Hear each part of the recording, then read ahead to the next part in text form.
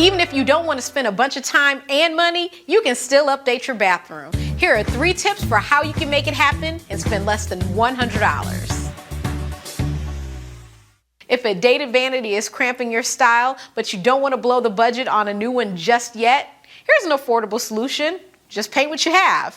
A fresh coat of paint in a sophisticated color can give an old cabinet a brand new look.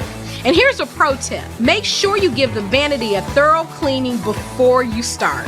Just be sure to use oil-based paint and primer so that it will hold up to daily use and frequent cleaning.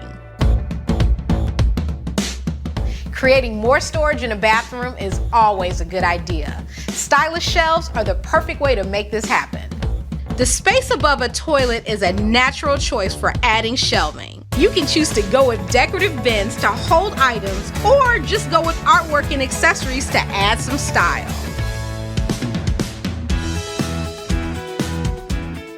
In your bathroom, your mirror is getting used all of the time, so swapping it out is an instant upgrade.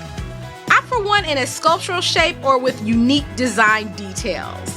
This is a low-cost, easy way to enhance your bathroom's focal point without a ton of commitment.